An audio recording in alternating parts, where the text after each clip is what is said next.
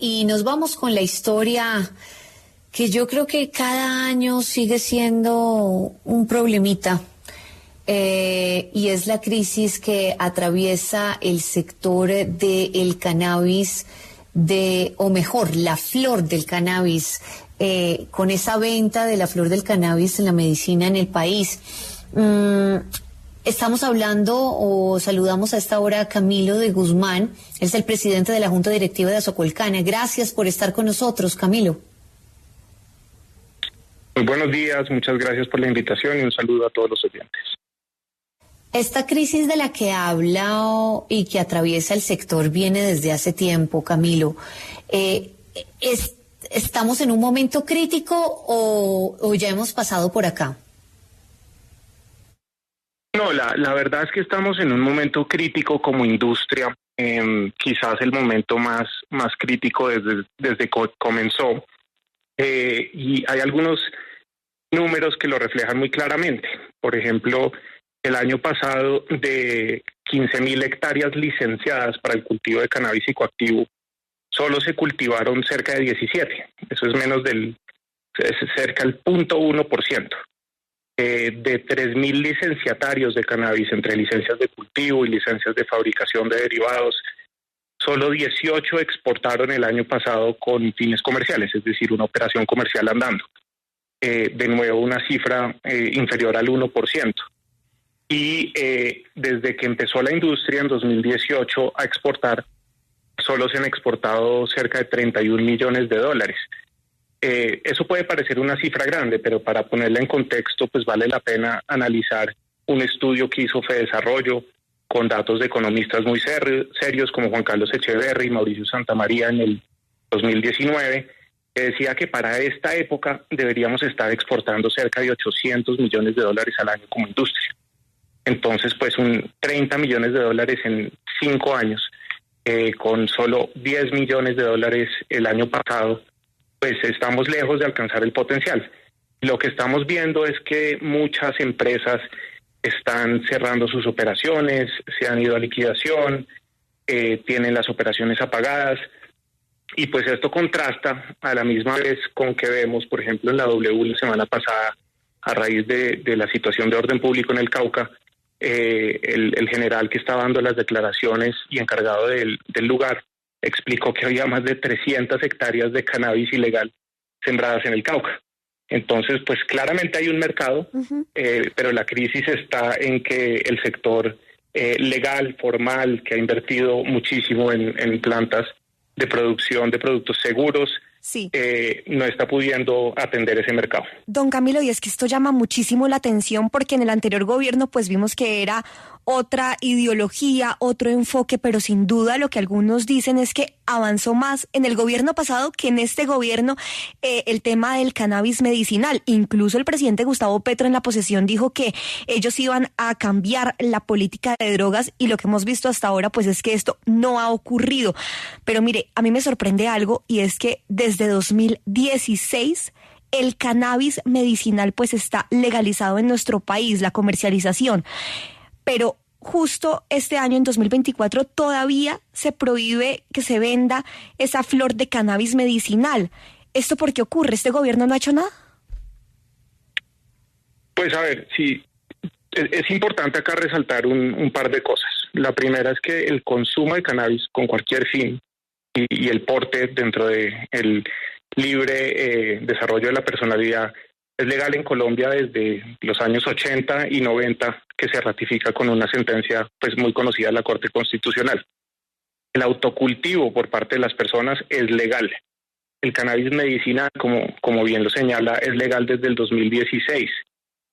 Sin embargo, hoy, a 2024, todavía está prohibido por decreto la venta de la flor de cannabis con fines medicinales a los pacientes. Una venta que también se prohibió por decreto su exportación, y pues esa prohibición se revertió en el 2021 bajo el gobierno del presidente Duque, pero nos dejan exportar flor medicinal, que es pues lo que más consumen los pacientes, lo que más recetan los médicos en mercados regulados y de altos estándares como Alemania, como Canadá, como Israel, como Australia. como 40 estados en Estados Unidos, ¿no? Es más del 50% de las ventas del cannabis medicinal, pero en Colombia está prohibida su venta.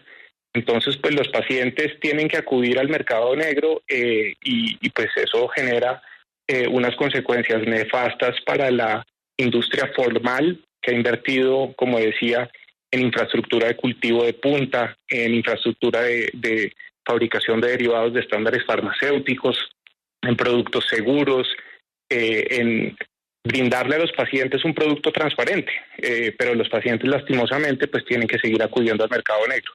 Entonces es una doble crisis porque el sector formal que creyó en Colombia, que ha invertido más de $600 millones desde 2016, generando empleos, generando conocimiento, en una industria en la que Colombia tiene todo para ser líder mundial, pues está completamente apretado porque no tiene un mercado local el cual pueda atender. Pero al mismo tiempo ese mercado local sigue existiendo y lo atienden, pues son desde la ilegalidad, la criminalidad, afectando pues la paz de Colombia y alimentando la guerra. Camilo, ¿a quién no le interesa que esta industria le vaya bien? ¿Quién está detrás de esto realmente? Yo no pensaría que esto es una posición deliberada en contra de la industria. Yo más bien lo que creo es que como país fuimos muy audaces en el 2016 al legalizar el cannabis con fines medicinales. Lo hicimos con base en las tendencias internacionales, en la evidencia científica, pero luego cuando llega el momento de reglamentar eso, fuimos supremamente cautelosos y desconfiados. Y eso no ha permitido que avancemos. ¿Y por qué? Porque la flor del cannabis lo que tiene son unas moléculas que se llaman los cannabinoides.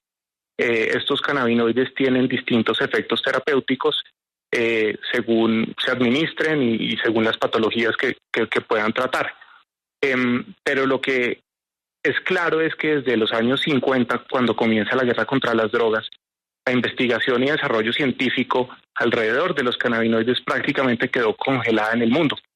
El único país que avanzó durante ese periodo fue Israel, donde el doctor Rafael Meshulam, que es como el padre de la ciencia de los cannabinoides, de analizar su estructura molecular, pudo darse cuenta que cannabinoides como el THC o como el CBD tenían ciertos efectos terapéuticos. Efectos que se veían respaldados por evidencia anecdótica del uso durante pues muchos años de muchas personas.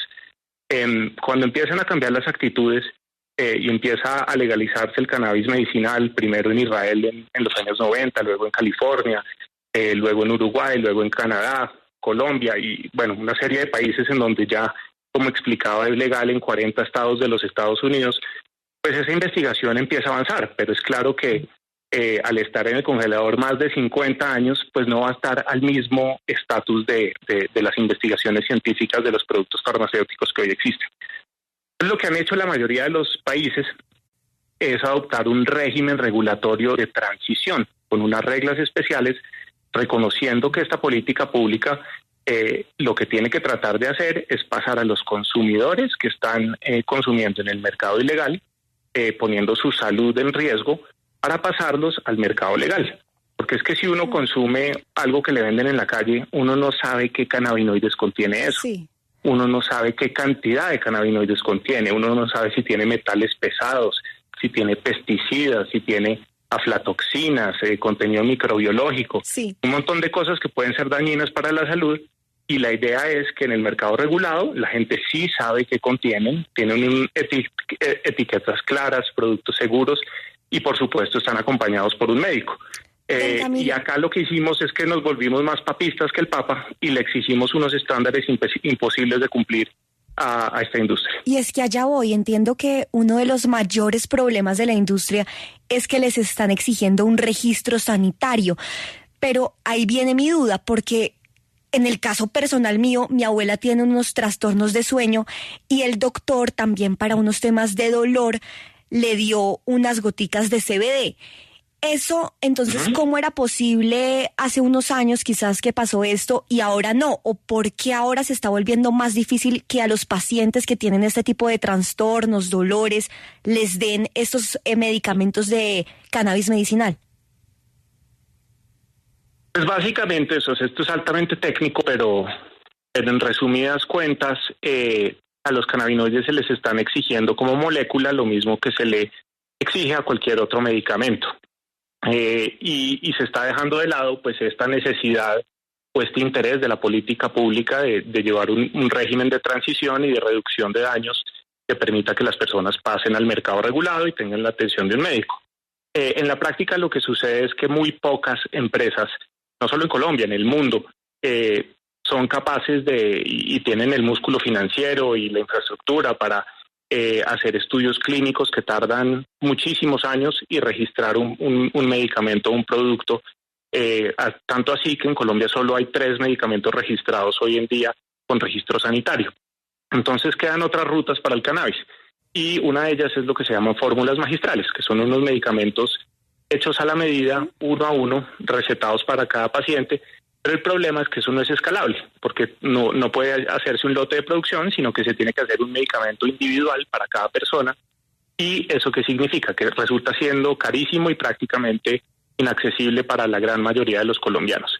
Entonces, pues, ¿qué está pidiendo la industria hace tiempo? Es un régimen transitorio donde se permita la receta de la flor de cannabis, que se consume por vía inhalada, como ocurre hoy en día en Alemania, en Canadá, en Australia, y que para los medicamentos preparados adoptemos un régimen transitorio, como lo ha hecho, por ejemplo, Brasil o Australia, en donde los medicamentos se preparan, se hacen estudios de seguridad, estudios de estabilidad, se presenta un dossier, pero se exime a la industria de estudios clínicos por un periodo de 5 o 10 años, mientras se pueden realizar esos estudios que toman muchísimo tiempo. Entonces, digamos que lo que no tenemos acá es que lo que más consumen los pacientes, que es la flor, pues eso no lo podemos vender. Lo podemos exportar a Alemania para que lo consuman los pacientes alemanes, lo podemos exportar a Australia, pero en Colombia no lo podemos vender porque está prohibido por decreto. Y pues esto es facultad del Ejecutivo y la verdad no entendemos por qué el gobierno, habiendo dado esos indicios que entusiasmaron a la industria en su discurso inaugural ante las Naciones Unidas de un cambio de política de drogas, no entendemos por qué no ha hecho este cambio que está en su cancha, ¿no? Esto no tiene que pasar por el Congreso, ya hay una ley, es un decreto que se tiene que modificar y ya. Ya, pues esa es la petición del gremio de la flor de cannabis. Yo le agradezco que haya estado estos minutos con nosotros. Esperamos que la industria mejore y que puedan tener ese acercamiento con el presidente y que el presidente los escuche, sobre todo con estas necesidades que están pasando. Muchas gracias, Camilo. Muchas gracias y les dejaría también pues un mensaje de alerta. La semana pasada confiscaron cannabis ilegal en la calle. Imagínense que estaba adulterado con tramadol, que es un opiáceo. Y eso sí nos preocupa muchísimo como industria, pues porque con la crisis del fentanilo, encontrar que le están echando productos a base de opio al cannabis que venden en la calle, pues con más razón tenemos que acelerar esta transición para que se vendan productos seguros y de calidad sobre la mesa y en un mercado regulado.